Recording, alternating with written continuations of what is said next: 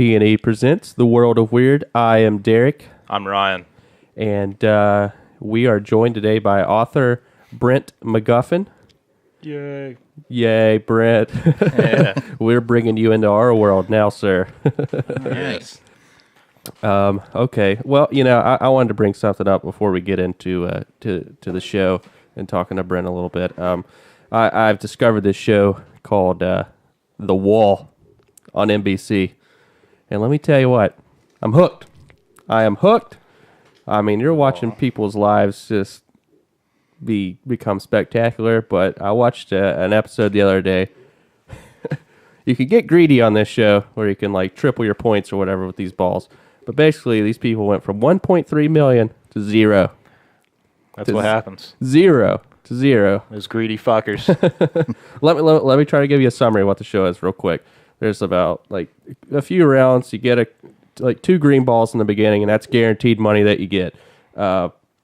In the middle, there's like 2 or 3 questions. They ask your significant other who's in an isolation room, and they answer like 3 multiple choice questions. And if they get it right, you get a green ball. If they get it wrong, you get a red ball. If you get a red ball, that means you're losing money. I don't really know anything about this show. You said something about it the other day, and I forgot to look up anything, but it just, like, the way, every time people try to explain it to me, I'm like, what the fuck are you talking about? It doesn't make any sense. It's very suspenseful, but okay, yeah, so they get the chance to answer these weird, random-ass questions. And if they get it right, they win money, get green balls, they drop it down the wall. You can win up to like $1 million on a drop. If they get it wrong, you lose money, get a red ball. And then at the end, you're guaranteed you have to drop 2 red balls, or 2 or 3 red balls, where you're going to lose money, guaranteed. So you got the guarantee at the beginning, whatever happens in the middle, guaranteed to lose at the end. Yeah. So the significant others in isolation chamber, and so it's like husbands and wives that something are like in there. that. Yeah. That's yeah. So, and if you have confidence in these people's and your significant other's questions, you can either triple the ball or double it up or whatever.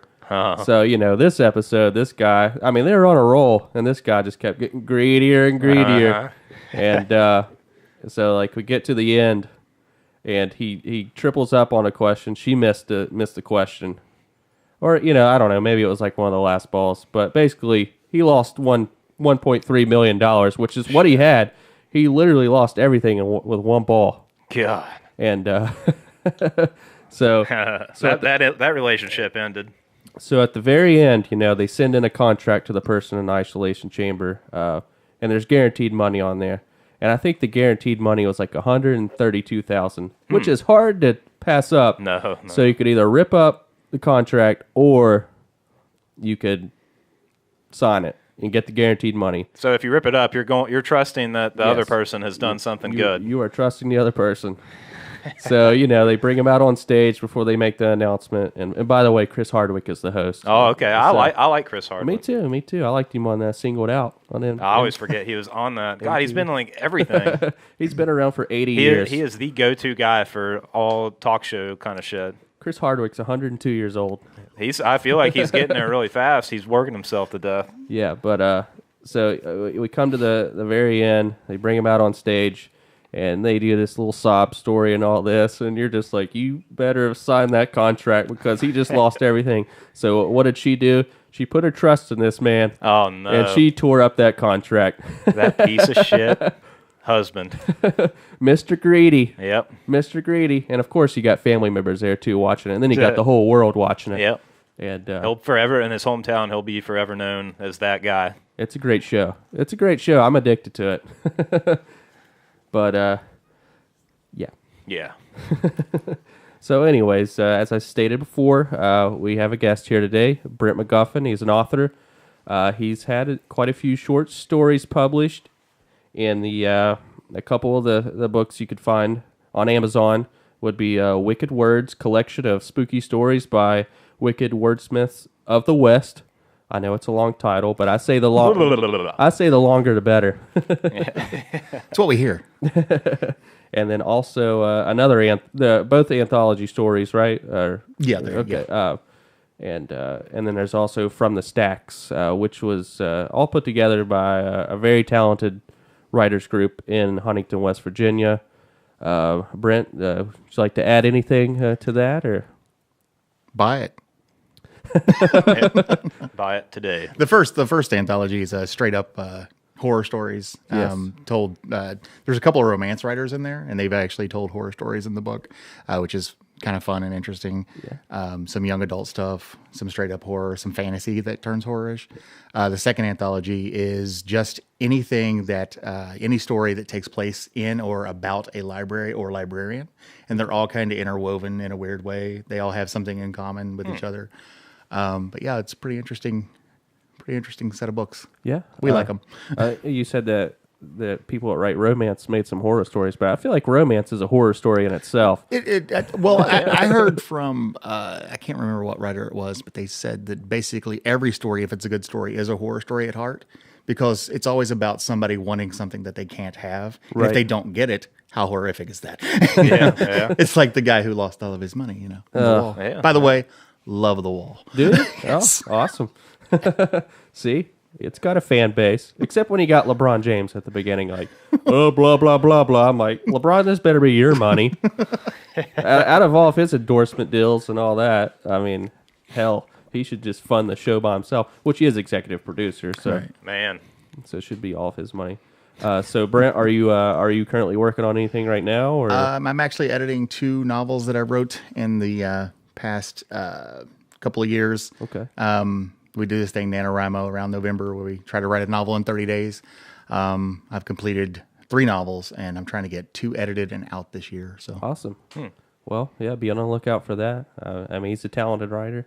I haven't got to read From the Stacks yet, but I did get to read the long title The long one. The long one. the long title one. I didn't want to say it again. we just call it Wicked Words. So Okay, Wicked Words. Yeah, I did read that, and you had a couple of stories in there. They are both really, really good, and I highly recommend it. It's a good little read. It's not very long, and it's got a lot of talented writers writing for it. So, Brent being one of them. well, thank you. So I guess it's time to get into the weird shit. Some weird shit. Okay, so in Australia, the Australian Reptile Park is asking locals to aid them in resupplying their supply of a deadly spider venom. This spider is the Sydney funnel web spider, and it's the continent's deadliest breed of funnel web spider. So, what do you guys think? You think it's time to go to Australia and hunt some spiders?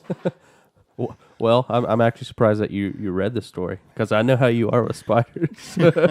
These things, apparently, their size ranges from 1/2 inch to 2 inches large.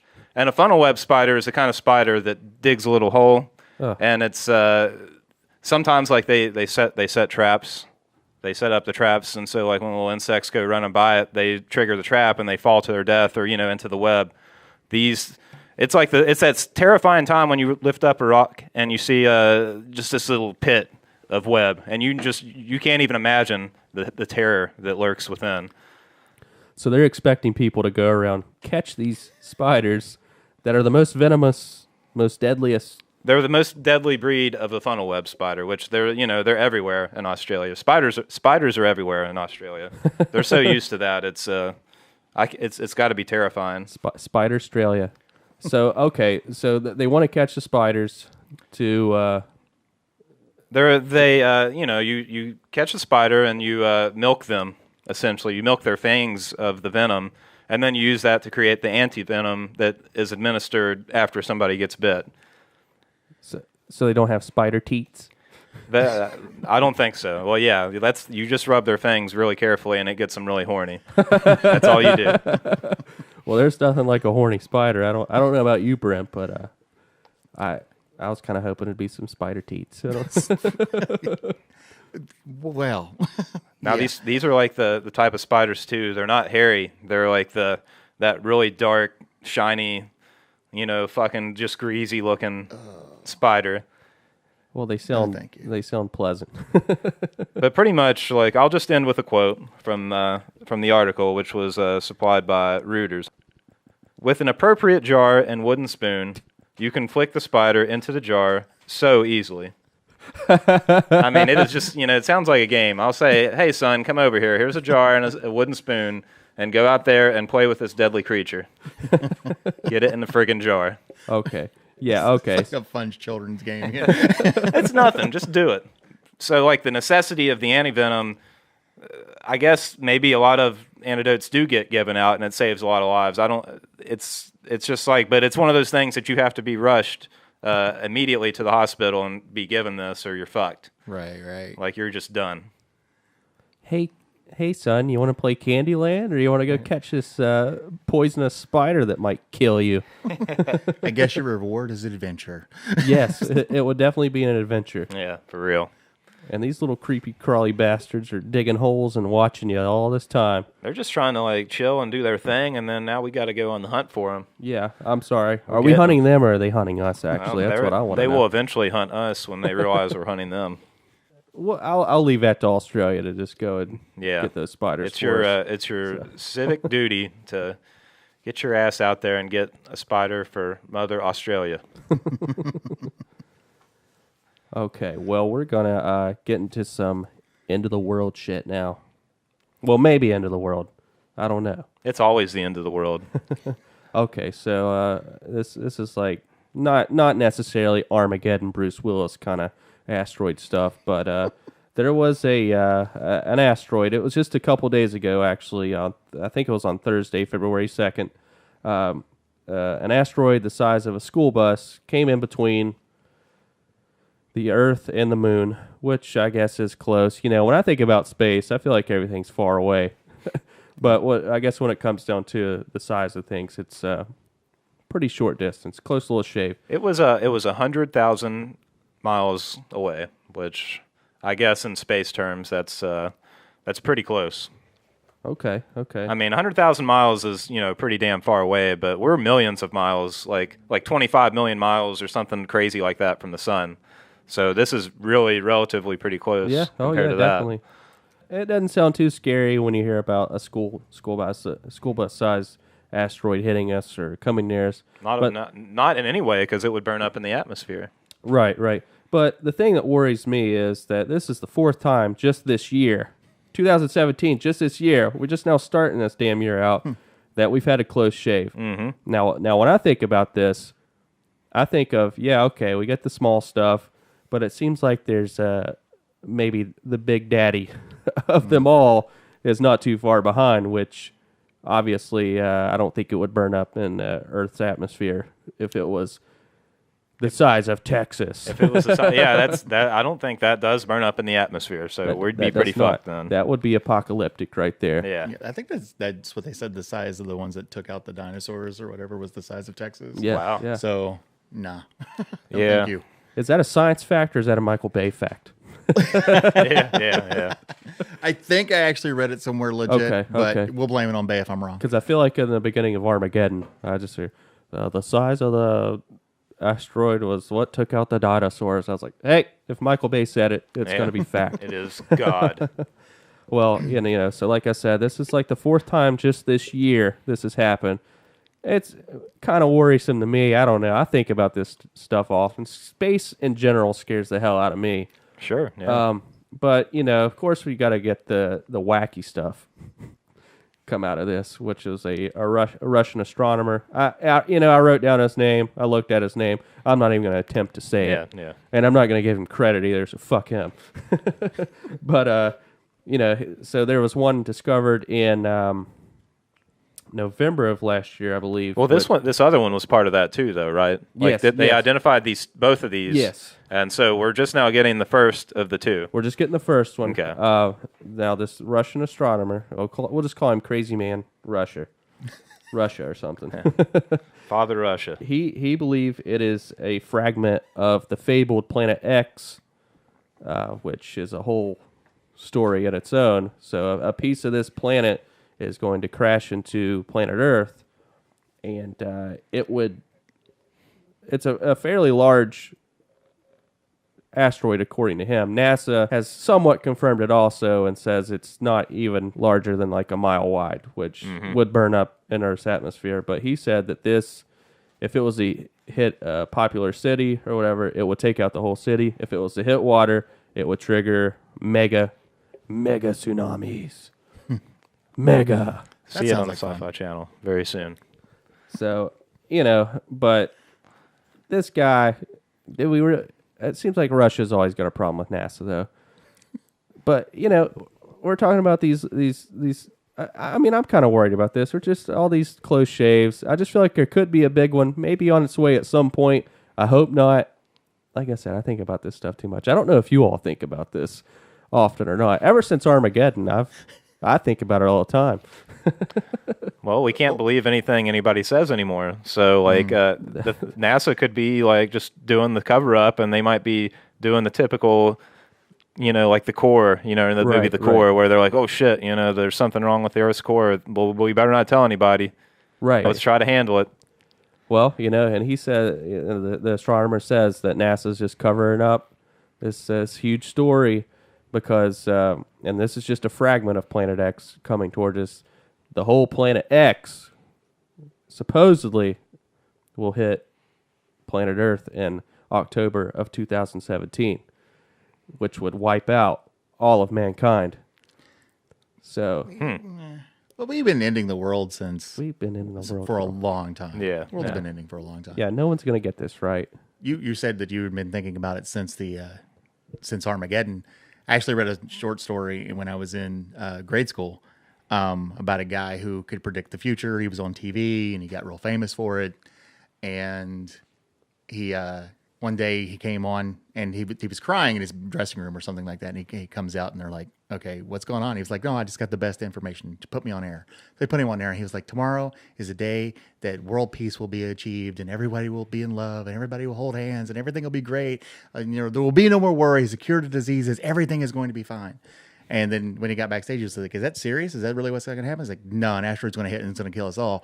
But I figured everybody should be happy for the last 24 hours. Yeah. So that's been in my mind since grade school. So every time I'm looking at the sky like, it's coming now. Chicken Little. Nah, I would take comfort in the fact that the Earth has been undisturbed since, I guess, the dinosaurs with anything like that, like anything cataclysmic.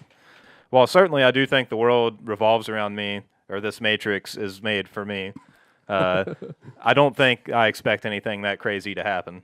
That would just be too convenient to me. Like, oh, really? A fucking asteroid's going to hit while I'm alive. Great. I mean, yeah. What would you do if you found out? Well, there's a giant asteroid it's going to hit Earth in 1 year. What do you try to build a bomb shelter to try and survive this thing? I mean, do you just live your life? Do you quit your job? Do we all keep working or what? Well, you got to eat for that last year. You do have to eat. That's very true. I mean, would a shelter survive? Probably not. I mean, they wouldn't survive the impact zone. But, Right. Oh, that's very true. But, like, if you're outside of the impact zone, of course, everything will go to hell instantly. But would there be a chance that it will all pass over you? And you probably wouldn't be able to come out for a really, really, really long time. Right. But, I guess there'd probably be a chance you'd make it. But life would be over pretty much. We would lose everything. Yeah, that whole thought of living in a shelter for the rest of my life doesn't really appeal. So I actually want to stand under it and just be the first one to go. I mean, just go. Not that I'm suicidal. I just, if it's going to be hell on earth, go ahead and take me. Let's just go right to the impact spot and just be like, hit me, and you just see this gigantic thing. You're like, oh shit. Fallout, man. Freaking Fallout games. You can survive. Well, yeah. If it's going to be that, maybe. There's enough content on my computer that I could go a little while longer and be experiencing some new stuff all the time.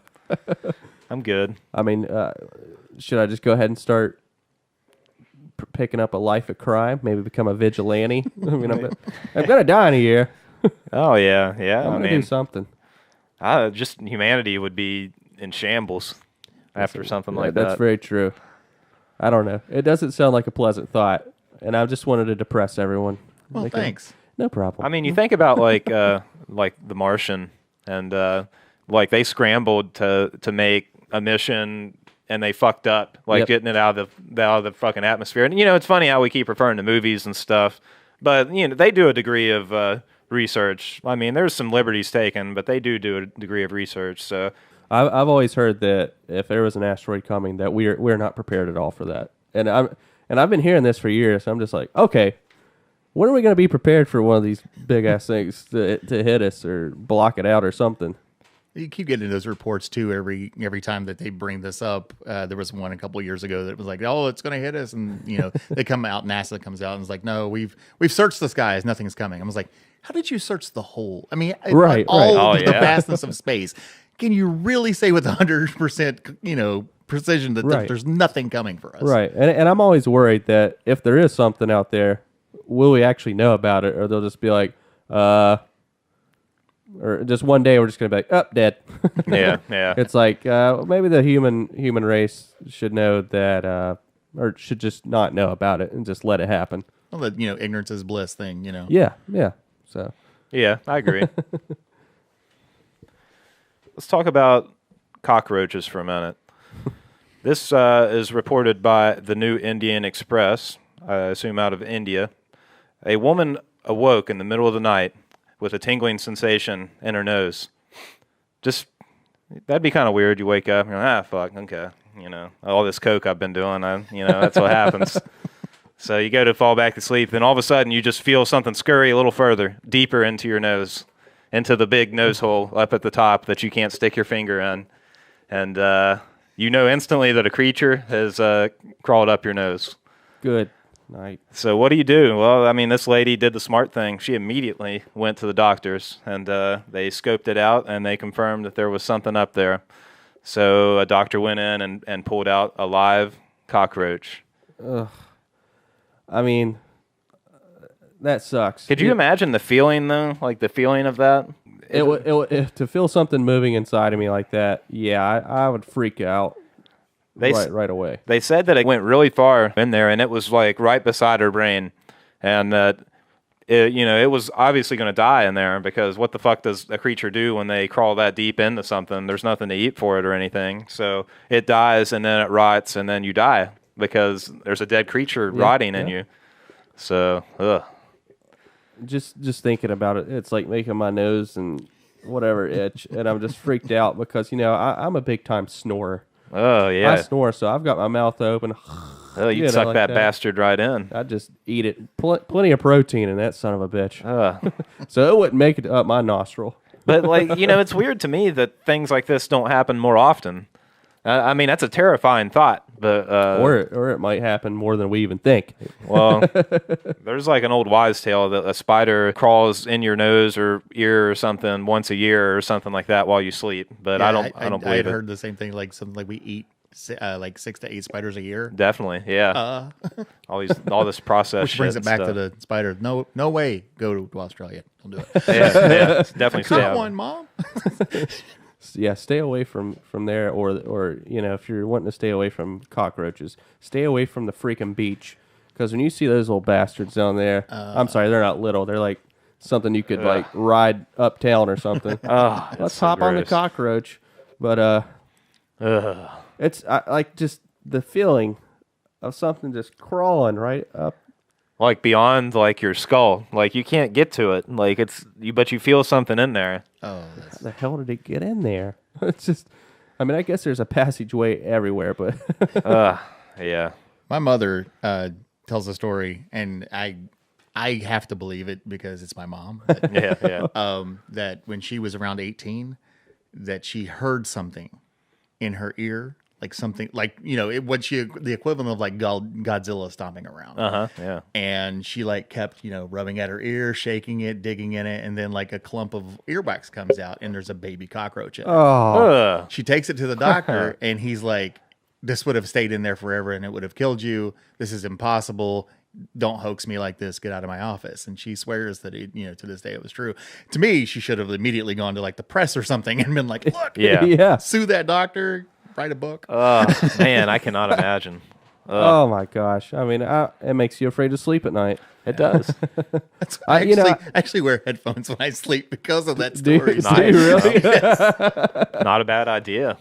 Now I'm thinking about like nose plugs and ear nose plugs. Just put a bag over my head and go to sleep. Yeah, that's the only way. I think I'm gonna have to like have a can of spray and like a lighter. Just if I feel like something's crawling on me, just burn my face off. Yeah.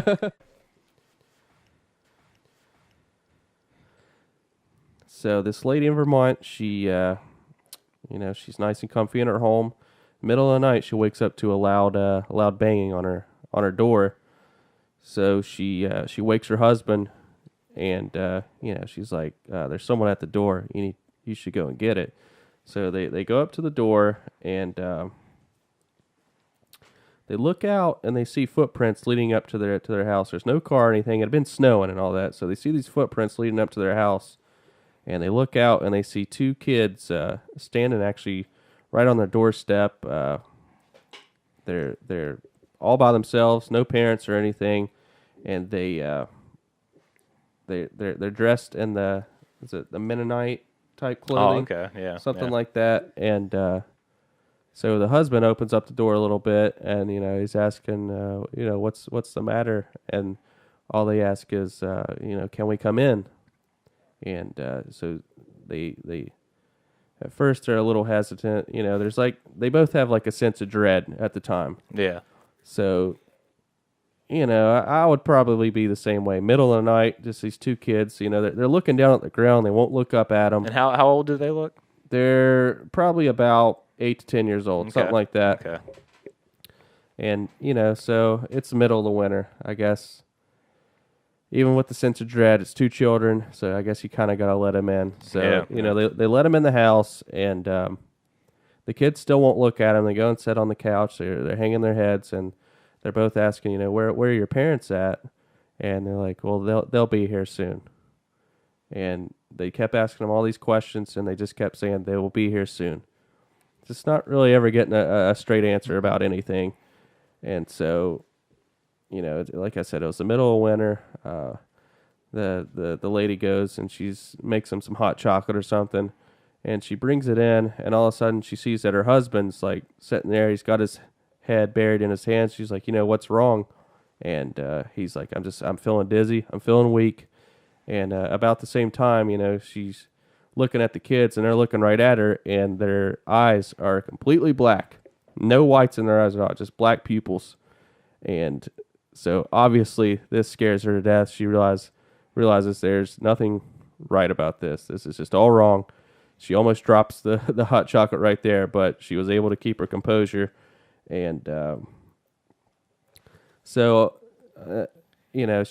kids see that she's scared, and they both are like, well, can we go use your bathroom? And she leads them down the hall and shows them the bathroom. And about that time, her husband actually starts getting a nosebleed also. So not only is he dizzy, he's getting this nosebleed. And then as they're in the bathroom, the power goes out. So, everything's going wrong here. Everything's just not cool. So she goes to the hallway down where the bathroom was, and she looks down the hallway, and she sees the two kids standing there, and they're just staring right back at her, not moving or anything. And she just gets this sense of dread, and all of a sudden the kids are like, our parents are here now. And they go out into the car, and they leave the door wide open, and they go and they run and they close the door real quick, but they look out the window, and they see this black car that's sitting in their driveway, and there's two large men. They're about 6 feet tall or so, at least 6 feet tall, and they're just standing there staring back at them.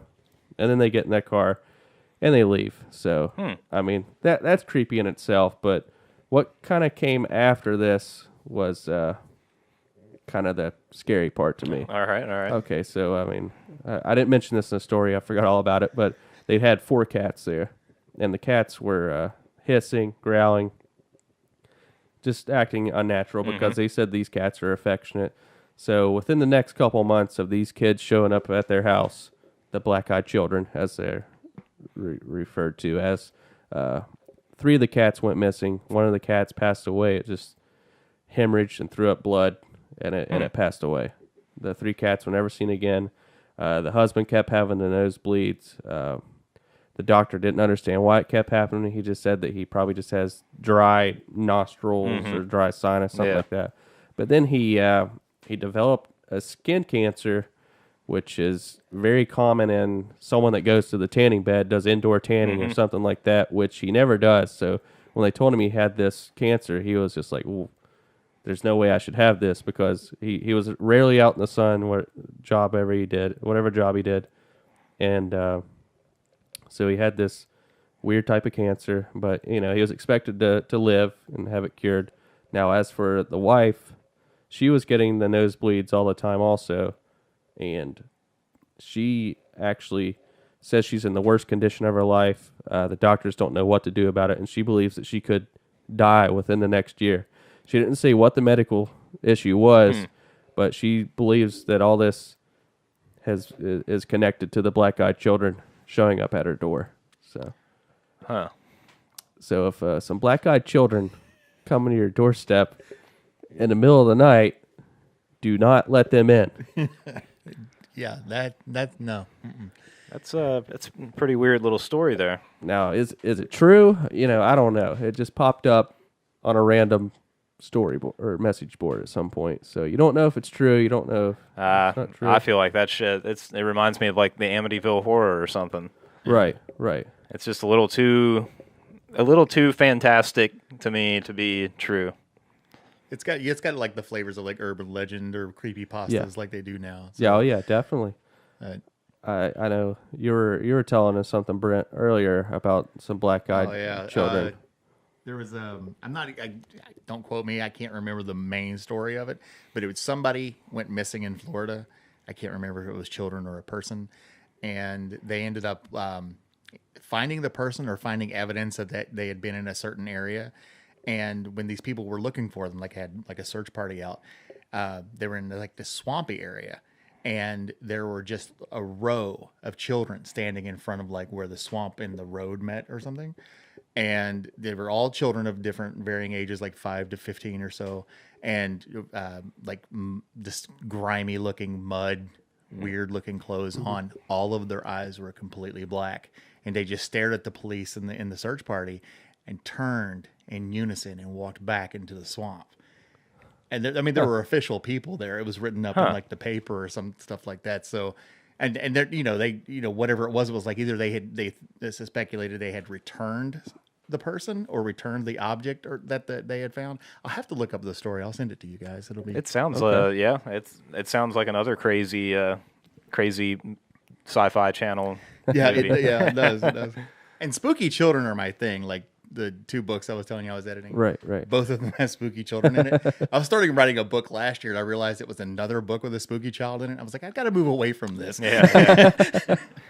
Well, when kids are like at a young age, they just say like some of the strangest things sometimes. Like I've read about people, their kids, like they'll tell them good night every night, but one night the kid was like, goodbye. Oh, no. And he was like, you mean good night, right? And the boy was like, no, I mean goodbye. It's like, okay. Okay, well, I'm just going to sit over here until you fall asleep, I guess. Yeah. My youngest, when she was about 4 years old, she just comes into the room and she starts crying. And I'm like, what's wrong? She hops up on my lap and she was like, I don't want you to die. Neither do I. Well, me neither. Thank you for telling me that in the middle of the night. So. Exactly. Yeah. Yeah, but apparently this black-eyed children thing there's been multiple cases of people reporting it. I know there was one recently here in Indiana of black-eyed children hitchhiking and wanting to get inside the car, but people will see their eyes and be like, hell no. Oh, that reminds me of that traveling hitchhiker guy. You guys heard about that? Mm-mm. It's kind of an old one. Guy will be hitchhiking on the side of the road. I've heard 2 different versions of it. The guy's hitchhiking on the side of the road. The guy will pick him up. And they'll be driving down the road, and he'll start telling him that, the end is nigh or something like that. The world's about to end. Get ready. Get your family ready. And then the guy's like, hey, when can I drop you off? There's a Wendy's up here. And then they'll look over and the guy will be gone. And then I've heard another story where a guy's just driving down the road and the guy's just in his car and starts telling him this stuff. Oh, wow. And, that's weird. That is weird. weird. He just disappears. But, of course, nobody ever has a cell phone or a camera. Oh, no. Nothing like that when it happens. Of course not. Yeah, and that's in this day and age, there's no excuse for that. Sorry. No, not at all. But would the video pick these children up or this person in the car? You never know. Well, I guess there's a chance that it might not, but then we would have to be observing things in a different spectrum or something, Which I guess when you're talking paranormal, that can happen. Oh, yeah, definitely. So, All right, so we got some creepiness coming out of Mexico. There were some strange clouds spotted here just a few weeks ago there in Mexico. It was kind of like an inverted swirl kind of cloud. It was humongous. We'll put the link up on Facebook for everyone to look at, and hopefully everyone could tell us what you think about it. But judging by the pictures that I saw, it was very intimidating to see something like that. If I was driving down the road and I see this humongous cloud that just doesn't look natural, I'd probably be thinking like War of the Worlds type shit. You know what I mean? And but the strange thing about it is the cloud actually changed shape. It went from like a little swirl into like a comet and a whirlwind, and then like a rhombus cloud also. Never turned into a rain cloud or anything, so that's good. Yeah, but it's definitely it's a insane pictures like that I've seen. Like it would be terrifying to see that in your sky. Oh, definitely. It looks alien for sure. One of the pictures, or maybe just a couple of them, it kind of looks like there's something coming out of the cloud, and it's really got some creepiness to it. Like I said, if I come down and I see War of the Worlds type shit, I'd be freaking out. Yeah. I mean, we've seen a lot of clouds in our days. Like, yeah. I mean, like we always looking up in the sky and thinking about shit and all that, and clouds are up there. You see this cloud, you feel like there is like something inside of it, and it is heading your way, and there has to be some kind of better explanation than whatever the hell they're trying to say about it. Oh yeah, definitely. It's spooky, but it's kind of beautiful. It is. I mean, it's a beautiful cloud. That's what's so weird about it. It's got like a symmetry and stuff about it, and clouds are, not known to being symmetrical or whatever the hell this thing is. Right. Kind of also reminds me like a little bit of the Independence Day when it comes bursting through the clouds. Yeah. Maybe it's like the finger of God. Yeah.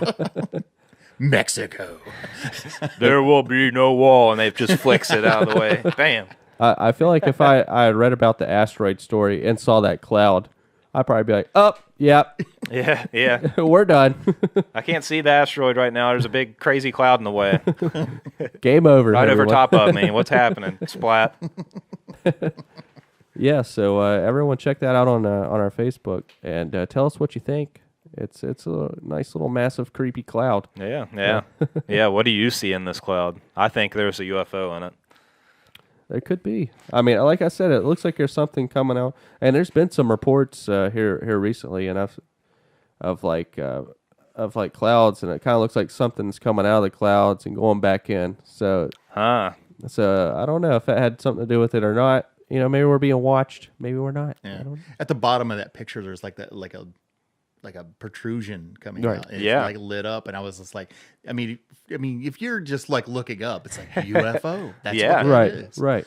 It's so weird because it looks, the three-dimensionalness of it looks like it's so high that how does light, go through all of this to hit this one lighter area to make this? So it's a really crazy sight. You guys got to check it out. Definitely. All right. Well, Brent, thanks for coming today. Yes, thank you. Thanks for having me. We greatly appreciate it. Yeah. And we'll look out for your 2 new books coming out soon. And all right, well, thanks for joining us again, and we'll catch you next time. Yes, stay weird. Yes, stay very, very weird.